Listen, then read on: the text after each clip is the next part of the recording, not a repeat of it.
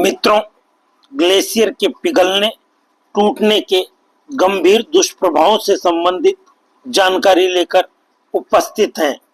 हाल ही पर्यावरण की दृष्टि से एक महत्वपूर्ण घटना की खबर आई है कि विश्व का सबसे बड़ा हिमखंड यानी ग्लेशियर पिघलकर टूटने लगा है और समुद्र में बहने जा रहा है। यह कोई सामान्य घटना नहीं है, क्योंकि हिमखंड के पिघलने के साथ जलवायु परिवर्तन के साक्षात लक्षण तो प्रकट होते ही हैं, भविष्य की गंभीर आशंकाएं भी दिखती हैं।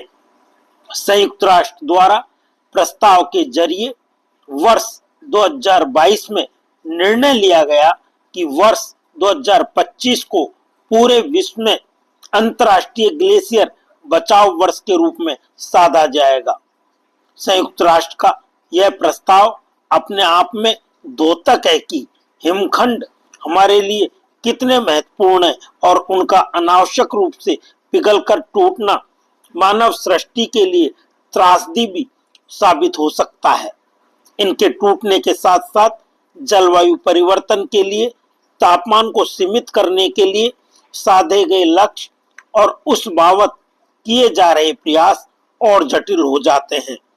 हिमखंड तापमान एवं वातावरण में संतुलन कायम करने में महती भूमिका अदा करते हैं। ऐसे में उनका पिघलना असंतुलन को जन्म देता है। दुनिया के सबसे बड़े हिमखंड A23A में अब और टूट होने लगी है। हाल ही प्राप्त सैटेलाइट चित्रों में हिमखंड का एक बड़ा हिस्सा लगभग 80 वर्ग किलोमीटर आकार का टूटकर अलग हुआ दिखा है। इससे यह भी आशंका होने लगी है कि कहीं पूरा का पूरा हिमखंड ही टूटकर प्रवाह में नहीं आ जाए। इसके आकार को आसानी से समझने के लिए यह पेरिस के एफिल टावर से लगभग 100 लाख गुना भारी है, यानी इसका वजन लगभग 1 ट्रिलियन टन है। यह हिमखंड दुनिया का सबसे बड़ा हिमखंड माना जाता है और विशेष चिंता इस बात की यह भी है कि जब यह दक्षिण जॉर्जिया द्वीप के पास पहुंचेगा तो समुद्री प्राणी भी आहत होंगे और आशंकाएं फिर किसी टाइटैनिक जहाज जैसे हादसे की प्रबल हो जाएगी। जैविक सृष्टि एवं वातावरण संतुलन की दृष्टि से ग्लेशियर का होना अत्यंत महत्वपूर्ण है। वर्तमान में पृथ्वी के लगभग 10% भूभाग पर ग्लेशियर विद्यमान है। ऑस्ट्रेलिया महाद्वीप के अतिरिक्त अन्य सभी महाद्वीपों में कम और अधिक ग्लेशियर पाए जाते हैं।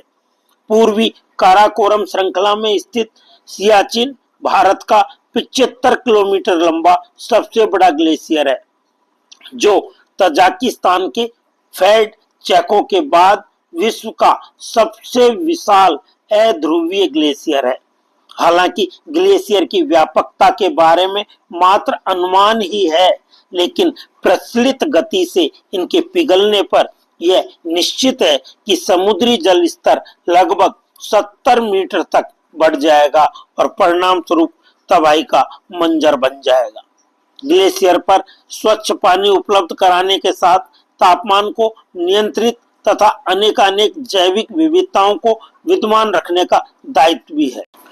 अनुमान यह है कि यदि तापमान वृद्धि को लक्षित 1.5 डिग्री सेल्सियस पर नियंत्रित भी कर दिया जाए तो ये शताब्दी के अंत तक ग्रीनलैंड एवं अंटार्कटिका को छोड़कर संपूर्ण पृथ्वी से ग्लेशियर लुप्त हो जाएंगे। पर्यटन के लिए मशहूर एल्प्स के हिम शिखर तो सन 2050 तक ही आधे के करीब रह जाएंगे। निरंतर पिघलने और टूटने को भविष्य की आशंकाओं के मद्देनजर नियंत्रित करना एवं बचाना अत्यंत महत्वपूर्ण है। अन्यथा इस गति के चलते बंदरगाह एवं समुद्र के तटीय क्षेत्रों में बस रही आबादी पर भी प्रत्यक्ष तौर पर आघात पहुंचेगा। समुद्र में उफान और तूफान के साथ प्राकृतिक आपदाएं भी संसाधनों को नेस्तनाबूद कर देंगी। पिघलने के साथ साथ तापमान में भी अनपेक्षित वृद्धि वैश्विक स्तर पर अपने दुष्प्रभाव छोड़ेगी एवं ध्रुवों पर विद्यमान जीव जंतु भी इस ऊष्मा के साथ समाप्त हो जाएंगे, जो कि संपूर्ण सृष्टि के लिए महत्वपूर्ण है। जलवायु परिवर्तन और बढ़ते तापमान से हुई हानि की भरपाई तो नहीं हो सकती, किंतु भविष्य के नुकसान को निश्चित रूप से रोका जा सकता है। बढ़ते तापमान को रोकने के लिए और हिमखंडों को पिघलने से बचाने के लिए हर व्यक्ति को उत्तरदायी व्यवहार अपनाना होगा। इस भौतिकतावादी युग की भागदौड़ में पर्यावरण सम्मत जीवन के आधार को अपनाना होगा। ग्लेशियर को बचाने के लिए ऊर्जा एवं जल का उपयोग सीमित करने के साथ परिवहन के माध्यम से सृजित कार्बन उत्सर्जन को नियंत्रित करने की आवश्यकता है। पर्वतीय स्थलों पर नियंत्रित पर्यटन और मात्र पर्यावरण सम्मत उद्योगों की स्थापना संबंधी नीति पर कार्य करना होगा। इन संवेदनशील क्षेत्रों में पर्यटन को उद्योग न मानकर पर्यावरण प्रोत्साहन गतिविधियों के रूप में प्रोत्साहित करना चाहिए, अन्यथा कार्बन के साथ साथ दूषित पर्यावरण ग्लेशियर पिघलने का कारण बन जाएंगे। शासन स्तर पर तटीय एवं पर्वतीय क्षेत्रों में प्रदूषण विहीन उद्यम की अनुमति हेतु नियम एवं कानून स्थापित करने होंगे। अभियान के रूप में सार्वजनिक परिवहन को प्राथमिकता देने एवं निजी वाहनों के अतार्किक उपयोग को रोकने हेतु निर्णायक कदम उठाने की नितांत आवश्यकता है। ऐसा नहीं है कि मात्र तटीय या पर्वतीय क्षेत्र की आबादी से ही ग्लेशियर प्रभावित होते हैं।